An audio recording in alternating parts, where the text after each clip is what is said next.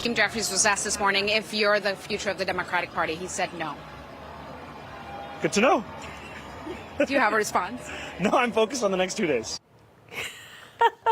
I mean, that kind of reminded me of the Saturday Night Live version that we saw over the weekend. Let's play this, and then we'll get your thoughts. I want to be mayor so I can deliver a better New York. Free healthcare, affordable housing, free Wi-Fi. As mayor, can I make that happen? I'm not sure yet. But together, we're gonna find out that the answer is no. Oh my gosh. John, your take on all that? Yeah, you know, there are a lot of yucks to be had, but something that is very serious about this race, and let me just actually step back quick, because a lot of people might be asking, hey, I live in Dayton, Ohio. Hey, I live in Des Moines, Iowa. Why do I care about a mayor's race in New York City? Let me tell you why. It's because the Democrat Party is moving even further and further to the left. You played the video of Hakeem Jeffries. I don't necessarily believe his answer to that question. I believe Barack Obama, who's a standard bearer of their party and committed to Zoran Mamdani, that he will help him into the future. If you live in Dayton, Ohio, you live in Des Moines, Iowa, you live under a two-party system, and if one of those parties that will eventually make it back to the White House is moving further and further towards socialism and communism, that is very bad for our country. And I do not like what's happening in New York, and I hope everybody's taking notice. Yeah, you know what? It's a great point, because you see what has happened in the United Kingdom and all across Europe. And now you see the outrage on the part of people when they don't get all of the stuff that they were promised, or when they have to understand that taxes have to go up in the UK because they can't fulfill all of these promises, and someone's actually going to have to pay for it. Like Margaret Thatcher said, you know, socialism is great until you run out of other people's money.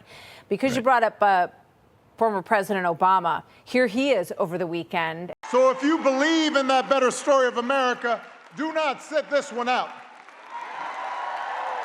Vote for leaders like Abigail who believe it too. Leaders who care about your freedoms and will fight for your rights, and who will go to work every day to try to make your life just a little bit better. Michael, can he make a difference here? I think absolutely. You deal with an off-year election, it's all about rallying the base of the party. These aren't high turnout affairs like you have in a presidential election. So I think it's smart for them to bring him in at the end. I think it also is very telling, the state of the Democratic Party and the infighting you're seeing, that somebody like Barack Obama has to step in to give his rubber stamp at the end of these elections in places that are left-leaning, Virginia, New Jersey. So I think, you know, there's a lot going on right now in American politics, but the fractious nature of the Democratic Party, I think, is the story not a lot of people are talking about. It's election eve in America, and the Dems are calling in the big guns to bail them out. Barack Obama back on the trail in Virginia to pump up the privileged white lady running for governor over the black woman. Racist? You make the call. Then to New Jersey, where he stumped for the candidate there, and he talked about poop. I'll admit, it's worse than even I expected, but I did warn y'all. They never miss a chance to scapegoat minorities and blame DEI for every problem under the sun. You got a flat tire? Must be DEI. Your wife kicked you out? DEI. The weird videos of a U.S. president with a crown on his head, flying a fighter jet and dumping poop on American citizens. He's literally explaining a meme. You hate when I do that. I know. Barry O also tapping into his socialist roots by calling Zoran to praise his campaign and offering to be a sounding board. Well, he is sounding bored. Trump also weighing in on Zoran the commie. Some people have compared him to a left-wing version of you, charismatic, breaking the old rules. What do you think about that? Well, I think I'm a much better looking person than him, right? But what if Mamdani becomes mayor? It's going to be hard for me as the president to give a lot of money to New York, because if you have a communist running New York, all you're doing is wasting the money you're sending there. So I don't know that he's won, and I'm not a fan of Cuomo one way or the other, but if it's going to be between a bad Democrat and a communist, I'm going to pick the bad Democrat all the time. You know, it's impressive seeing Obama just so quickly after winning the New York City Marathon. Dana,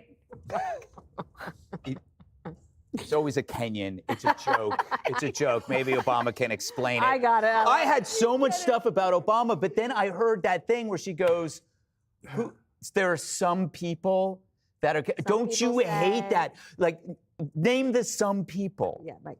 Who said it? Yes, there is no some people. Can I talk about Obama, though? Yeah, of course. So if he had coattails, Yes. then Kamala Harris would be president. They can't call upon the energy in the party right now because the energy in the party is a socialist. Mamdani, for example, one of the things that if you would look back to his past statements, what was he obsessed with? Jewish people. And then he works his way up and he says, but actually, I'm going to give you free healthcare, free buses, and a free apartment, but also the Jews. Yeah. Right? So at this event that you're looking at right now, apparently it was supposed to be at a much bigger venue, but they had to make it, they had to change the venue to make it look like there were more people because you know, people are watching football, they're not that engaged. Oh, that's a nice way of putting it, Dana. Charlie, obviously, Barack Obama chooses this white woman. Her name is Spanberger, who supports men in dresses in women's locker rooms, over a black successful woman. Why does Obama hate black women? Because that's what he would say about you if you didn't choose the black candidate. Well, there's the difference between him and me. I'm not going to say that about him, but it is a very good point. Thank you. One of the things that he did in 2020 was, 2024, was he lectured, especially black male voters, saying, you need to vote for the black woman on the ticket. And now he's pulling for the lady that he agrees with as opposed to the black woman who is extraordinarily successful. He also, at that same event that he did in Norfolk, he campaigned for Jay Jones and lectured the rest of us about how politics has turned so dark and divisive, and we need to stop our dark, divisive politics, as he's campaigning for a guy who advocated assassinating his political opponent because he didn't like his political opponent. And their kids. And their kids. Piers, what did you make of Obama's kind of like riff on DEI, which was, I have to say, was kind of funny. Yeah. When I watch Obama, when I watch Mamdani, when I watch AOC, I watch all this thing. What I'm actually seeing is a very weird existential crisis for the Democrats. You're going to need old-fashioned people who identified as liberals, Bill Maher, Joe Rogan, Elon Musk, RFK. There's a whole load of people, people who would have happily said, I'm a liberal, but who now think, well, that doesn't describe what liberalism is to me.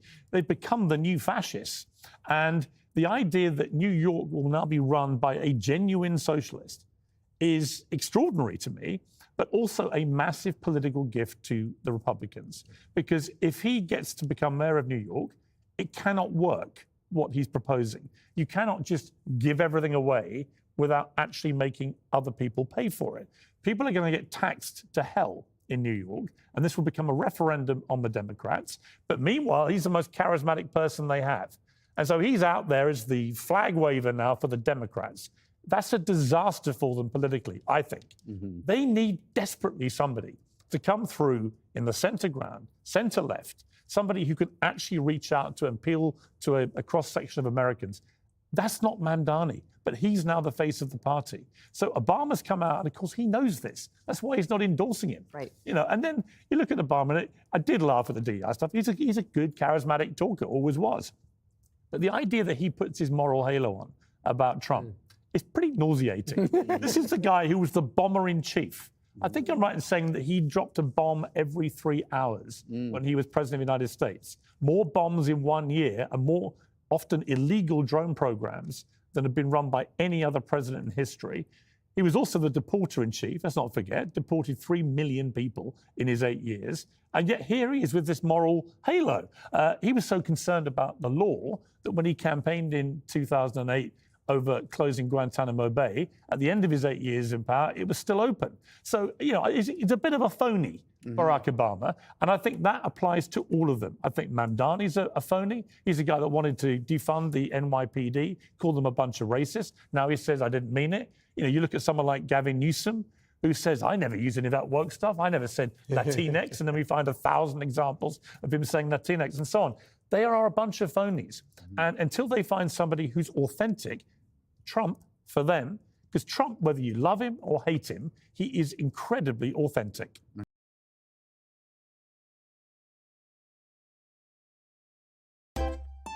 If you enjoy this content, please consider subscribing to my channel to stay up to date with future videos. Thank you for watching.